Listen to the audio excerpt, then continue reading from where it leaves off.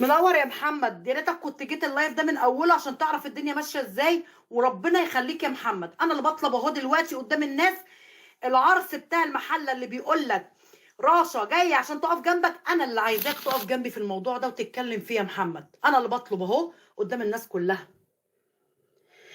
العرس بتاع المحله. ركز في الكلام يا محمد كويس قوي.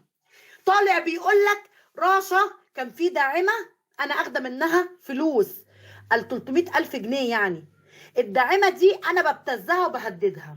انا طلبت شهاده من استاذ احمد سعد يطلع يقولها على المنتدى. انا الست دي ما كنتش بتواصل معاها خاص يا محمد. الست دي الداعمه دي كانت تبع، ربنا يخليك يا محمد، الداعمه دي كانت تبع استاذ احمد سعد، تمام.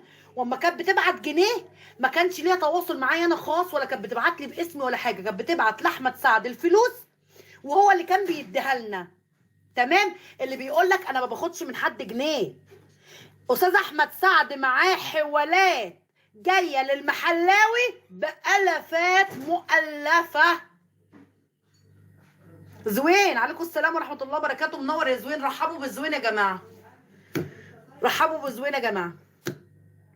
اللي بيقول لك عرس المحله اللي طلع قال لك انا ما باخدش من حد جنيه. كداب يا عرس يا جوز غدوش. الوحيد اللي معاه الخبايا بتاعتك بكل جنيه اخدته احمد سعد. الحوالات مع احمد سعد، وكل جنيه يا محمد انا اخدته، ومش 300,000 جنيه اللي بيتكلموا فيها اقسم بالله. طب يا اسير الله يبارك لك، انا طالبه الشهاده دي ومنتدى استاذ احمد سعد، من فضلك اعمله وانا هعمله، عندي مشاركه. مش هو يا اسيره كان بيقول انا ما باخدش جنيه من حد؟ لا، استاذ احمد اطلع يشهد بما يرضي الله. شخاء. والست دي جزمتها على راسي، في يوم من الايام كان خيرها عليا، عمري ما ابتزها. ومن يوم ما بعدت هي بينها وبين نفسها، لو سمع لايفي دلوقتي هتقول الست دي بمليون راجل. ما حاولتش ان انا ارجع وادور عليها، ولا اتحايلت على حد يرجعها لي، ولا كان في خاص بينا. بص بقى يا محمد بيلعب بدماغ الناس دي ازاي يا محمد. اول حاجه ان هو غبي، شورت المرة، شورت الزبده، شورت الزبده زي ما انت سميتها بجد.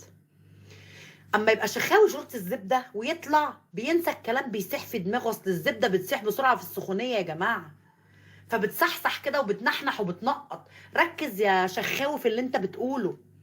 اما الداعمه انت بتقول انا ببتزها ازاي وانا مفيش خاص بيني وبينها. يعني زي محمد مثلا، ايه، محمد في داعمه قالت له ايه انا عايزه ادعم راشا، بس انت الفلوس هتيجي باسمك انت وانت اللي هتديها الراشا. انا هبتز الداعمه ازاي وانا مفيش خاص بيني وبينها؟ يا جوز الزبده، يا جوز غدوش بورنو. بالعقل كده، بالعقل. ودي شهاده عايزه استاذ احمد سعد يشهدها. انا عمري ما تواصلت مع الست دي خاص بيني وبينها.